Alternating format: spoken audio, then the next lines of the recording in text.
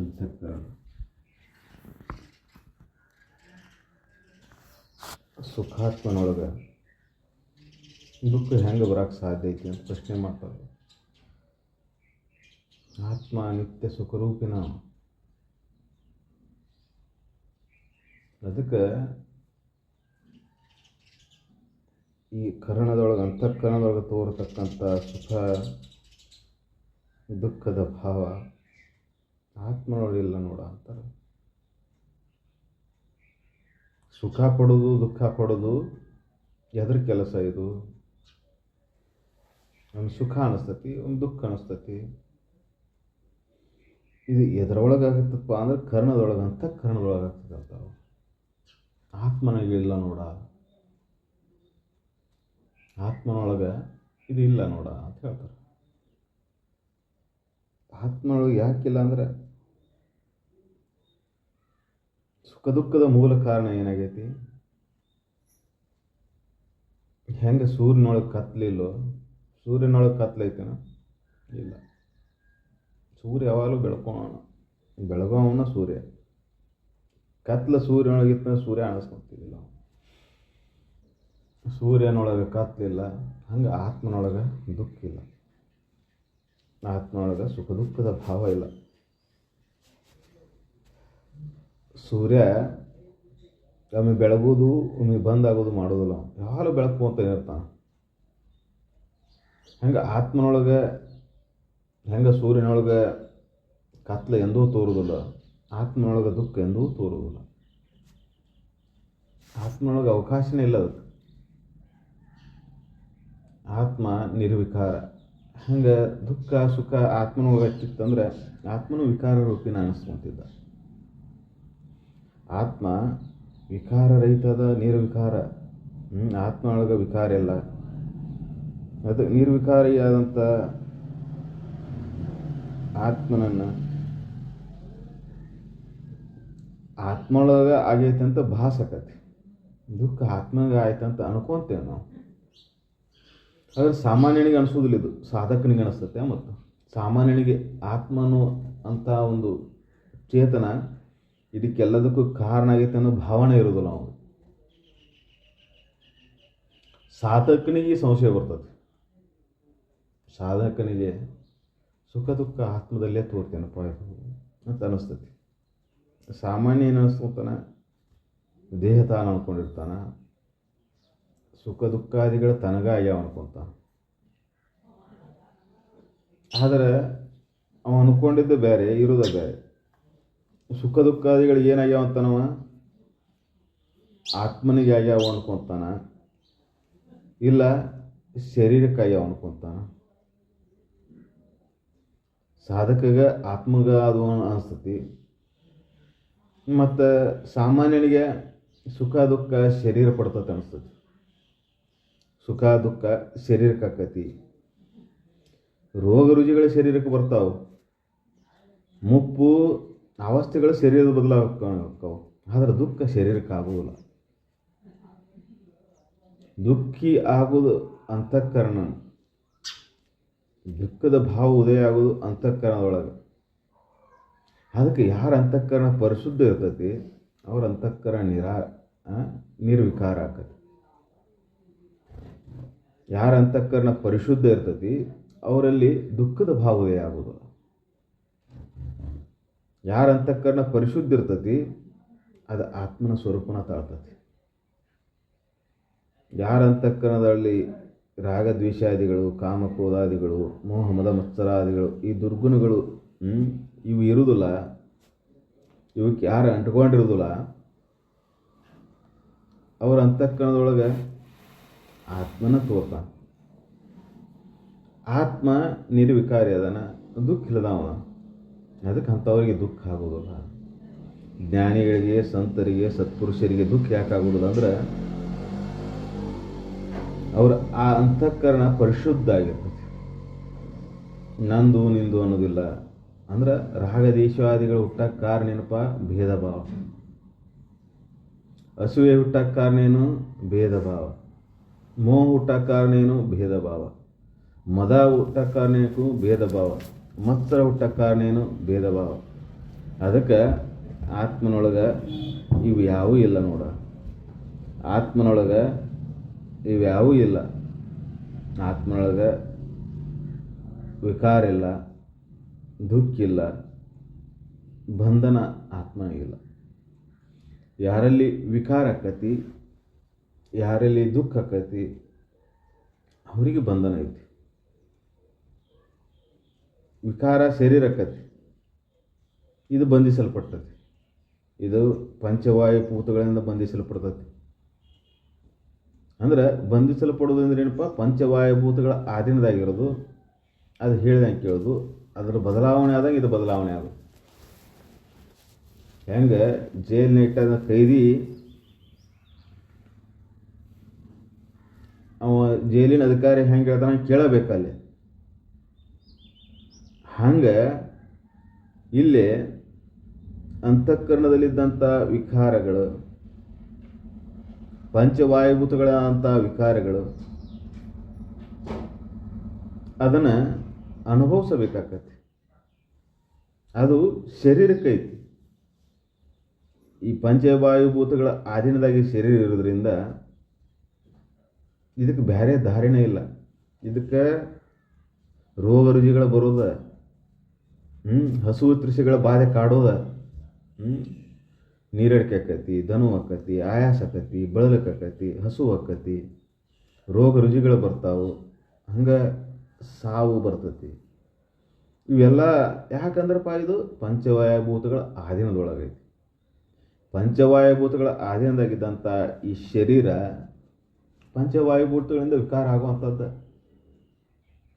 ಯಾಕಂದ್ರೆ ಪಂಚವಾಯುಭೂತಗಳಿಂದನೇ ಆಗೈತಿ ಇದು ಶರೀರ.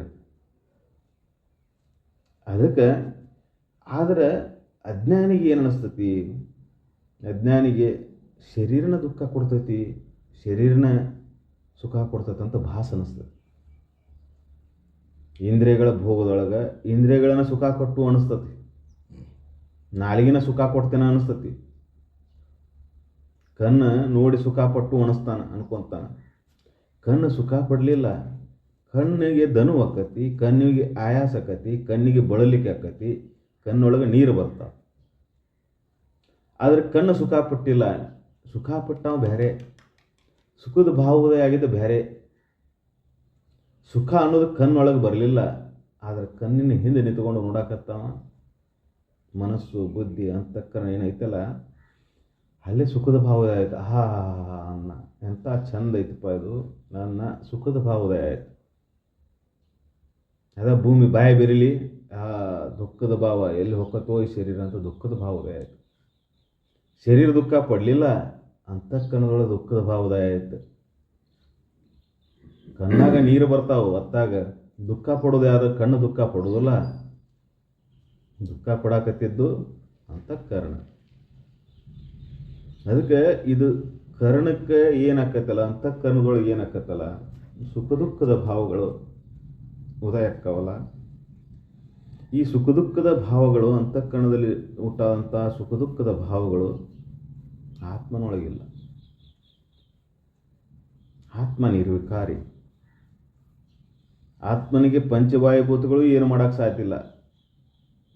ಯಾಕಂದರೆ ಆತ್ಮ ಪಂಚವಾಯುಭೂತಗಳಿಂದ ಆದಂಥವಲ್ಲ, ಪಂಚವಾಯುಭೂತಗಳ ಆತ್ಮನಲ್ಲಿ ತೋರಿದಂಥವು. ಅದಕ್ಕೆ ಇಲ್ಲಿ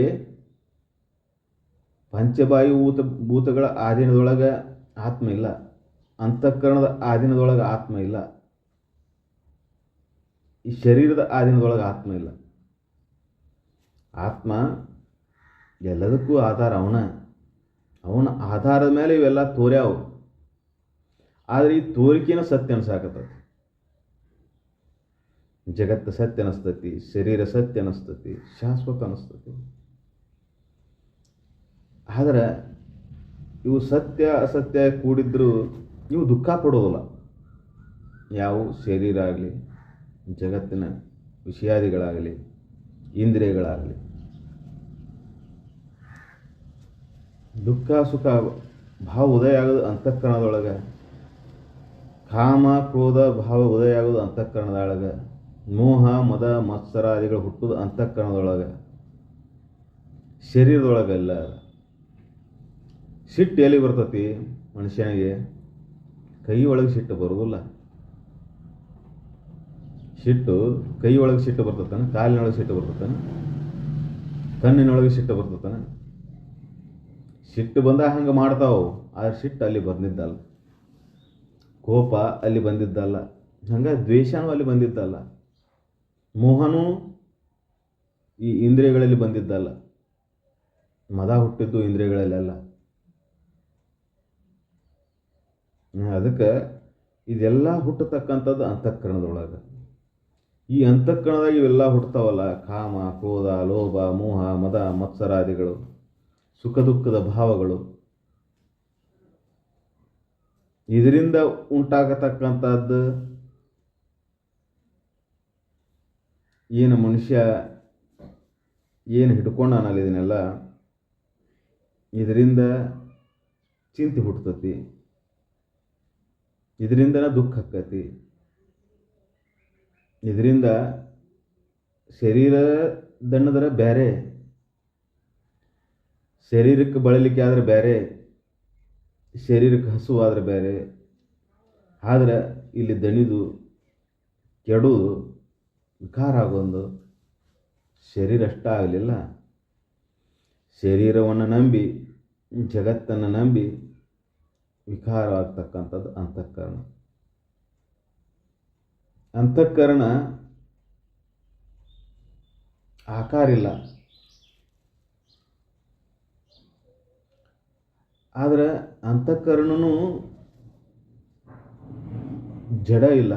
ಆದರೆ ಆತ್ಮನಿಗೆ ಹೋಲಿಸಿದಾಗ ಅವು ಜಡನ. ಆತ್ಮನಿಗೆ ಹೋಲಿಕೆ ಮಾಡಿದಾಗ ಅಂತಃಕರಣನೂ ಜಡನ. ಅಂತಃಕರಣನೂ ಜಡ, ಯಾಕಂದ್ರೆ ಅದು ಇನ್ನೊಂದರಿಂದ ತಿಳಿಯಲ್ಪಡ್ತದೆ, ಇನ್ನೊಂದರಿಂದ ಅರಿಸ್ಕೊಳ್ತದ. ಅದಕ್ಕೆ ಅದು ಜಡನ. ಅದಕ್ಕೆ ಅಂತಃಕರಣ ವಿಕಾರಮಯ ಐತಿ. ಯಾಕಪ್ಪ ಅಂದ್ರೆ ಇದು ಅಜ್ಞಾನದಿಂದ ಈ ಜಗತ್ತನ್ನು, ಈ ಶರೀರನ್ನ ಸತ್ಯ ಅಂತ ನಂಬೈತಿ. ಅದಕ್ಕೆ ಈ ಅಜ್ಞಾನವನ್ನು ಕಳ್ಕೊಂಡೆ ಅಂದ್ರೆ ಅಂತಃಕರಣ ಪರಿಶುದ್ಧ ಆಕತಿ. ಅಂತಃಕರಣದಲ್ಲಾದಂಥ ವಿಕಾರಗಳು ಆತ್ಮನಿಗೆ ಏನು ಸಂಬಂಧ ಇಲ್ಲ ಅಂತ ಹೇಳ್ತಾರೆ. ಅಷ್ಟೇ ಅವ್ರು ಹೇಳಕತ್ತಿದ್ದು ಇಪ್ಪತ್ತಿನ. ಆತ್ಮ ನಿರ್ವಿಕಾರಿ ಅದಾನ, ಆತ್ಮ ಸುಖರೂಪಿನ ಅದಾನ, ಅವನ ಆನಂದಮಯನ ಅದಾನ. ಅವನಲ್ಲಿ ಯಾವ ವಿಕಾರಗಳು ಇಲ್ಲ, ಅವನಲ್ಲಿ ಯಾವ ದುಃಖಗಳು ಇಲ್ಲ, ಅವನಲ್ಲಿ ಯಾವ ಚಿಂತನೆಗಳು ಇಲ್ಲ. ಅದಕ್ಕೆ ಆತ್ಮನೊಳಗೆ ಏನಿಲ್ಲ ನೋಡಪ್ಪ, ಇದು ಆತ್ಮನೊಳಗೆ ಇದು ಯಾವುದೂ ಇಲ್ಲ.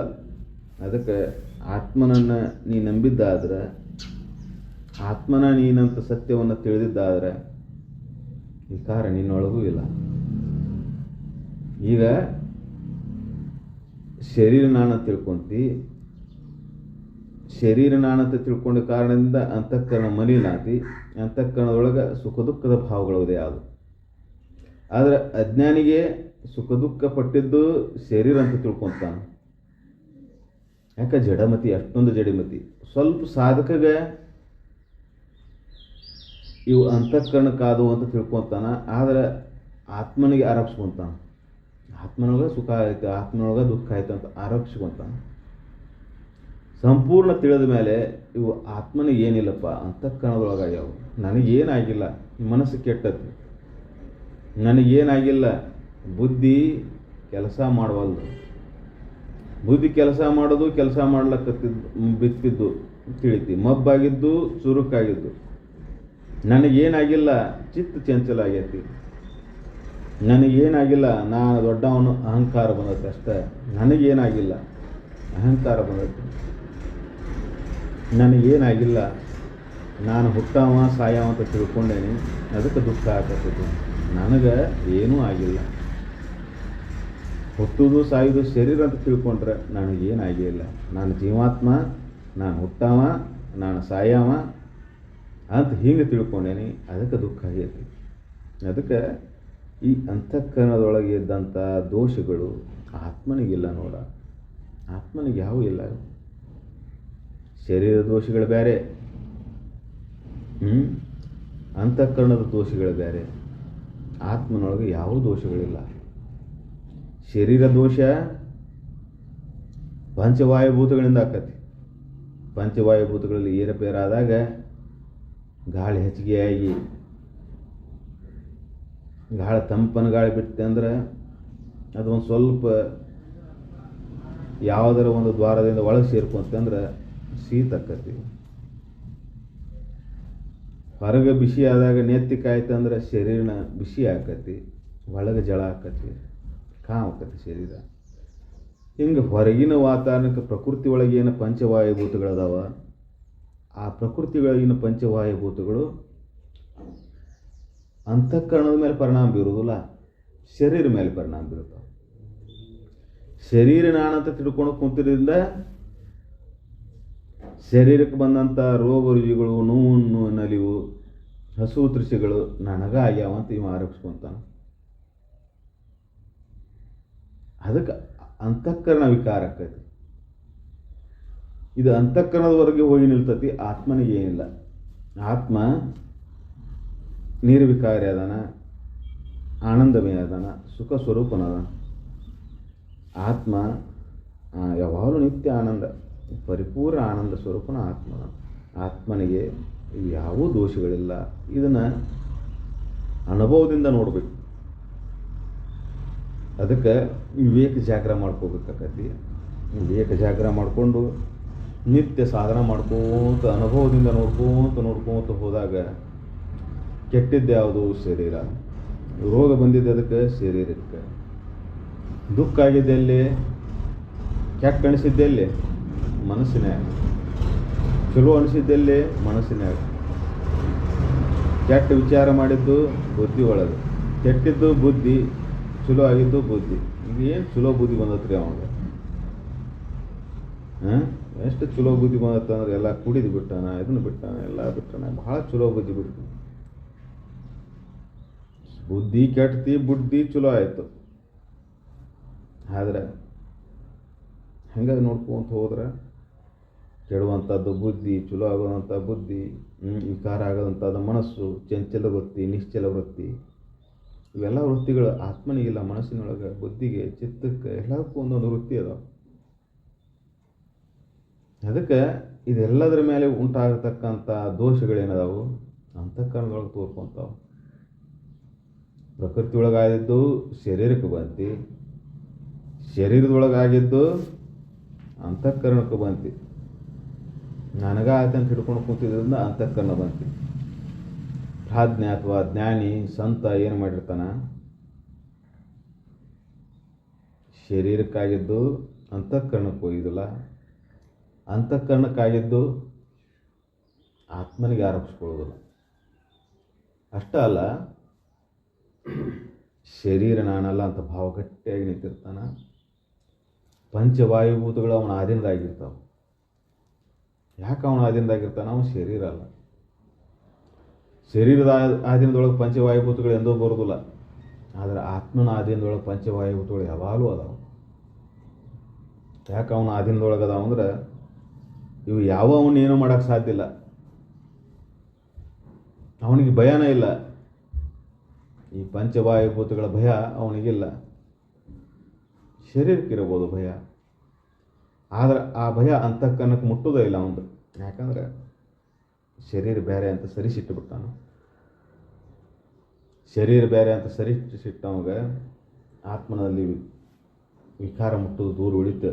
ಅಂತಃಕರಣಕ್ಕೂ ವಿಕಾರ ಮುಟ್ಟೋದಿಲ್ಲ ಅವನು. ಶರೀರ ಆದಂಥ ಬದಲಾವಣೆಗಳು, ಶರೀರದಲ್ಲಿ ಆದಂಥ ವಿಕಾರಗಳಿಂದ ಆಗತಕ್ಕಂಥ ನೋವು ನಲಿವಿನ ಭಾವ ಅಂತಃಕರಣದೊಳಗೆ ಮೂಡೋದಿಲ್ಲ. ಅಸ್ತಿತ್ವ ಪ್ರಜ್ಞೆನಾಗಿ ಉಳಿದು ಬಿಡ್ತಾನೆ. ಅದಕ್ಕೆ ಆನಂದದ ಭಾವ, ಅಂಥ ಸಚ್ಚಿದಾನಂದ ಭಾವವನ್ನು ನೀನು ಅನುಭವಿಸ್ಬೇಕಾಗಿತ್ತು ಅಂದ್ರೆ ಆತ್ಮನೊಳಗೆ ವಿಕಾರ ಇಲ್ಲ ಅನ್ನೋ ಸತ್ಯವನ್ನು ನಂಬಬೇಕು.